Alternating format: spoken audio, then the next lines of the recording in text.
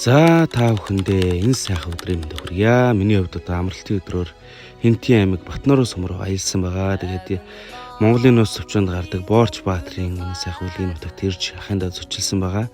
За малчдын маань хувьд одоо хавар гэдэг үйлрэл чинь яалчгүй завгүй байдаг. Тэгэд ямаагаас самандсан төл малаа авж байгаа. За хаврын бас салхишуурхтай өдрүүдийг даван туулдаг ийм бас үйлрэл байдаг. Тэгээд очиход айл маань одоо төлөө авцсан. За маргааш нь бас жоохон салхишуурхтай гэдэг бэлтгэлийн байдлаа хангаж байгаа. Энэ үед нь бас очиж туслангаа бас танилцаж бичлэг хийсэн байгаа. Сайхан аварж гин үү? Сайхан аварж гин. За энэ жилийн хавардалч хэр болж байна? Сайхан аварж. Төл мал хэр авж байна?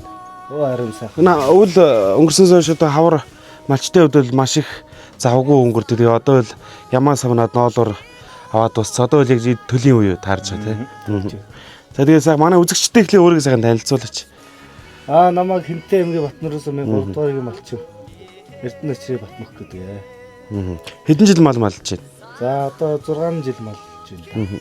Одоо малчт маань тэгээ өглөө гараад орой одоо тэгээд нар шингэсний дараа харын бүрээдэл гэрлэг орж ирдэг. Тун завгүй байдаг тий. Тэгээ би бас одоо бас нөгөө зочилж ирсэн айлдаа энэ Талын Монголын бэлэгтээ ирсэн байгаа.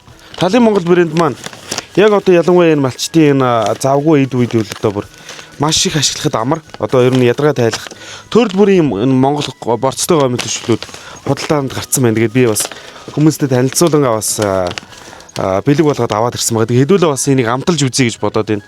Ер нь танах шиг юм нялх хүүхтэй айлд одоо хин байгаа да. Бантан гэдэг байгаа тийм.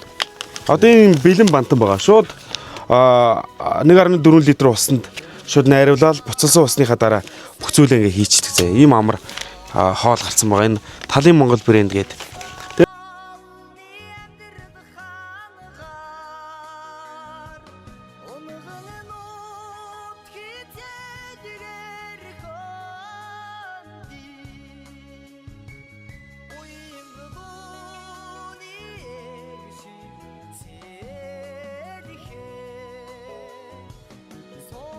За Талын Монгол маань хэр вэ? Сайхан тийм үү. Одоо ингээд Талын Монголыг 1 минутад буцалсан ус буцалгаа тэрний дараа ингээд хийгээд амтлагчийг нэхэлж хийгээд тэгээ амтлагчаа хийсийнхаа дараа ингээд гомгоо хийгээд ойролцоогоор 8 минутын турь болчих واخгүй. Тэгээ дотроо сайн хэдүүлээ чи борцтой ясны шилтэй гомон гэдгийг нэгдсэн. Тэгээд одоо энэ суучгаа жижигхэн маамууд гэхэд одоо энэ овесны бантан гээд бэлдээд өгөхөд л амархан тий. Өдөр ингээд орж ирээд хүүхдтэй яарсан үедээ бантанга хийгээд өгчхөр ийм боломжтой ийм гоё амттай гом бэ шүү.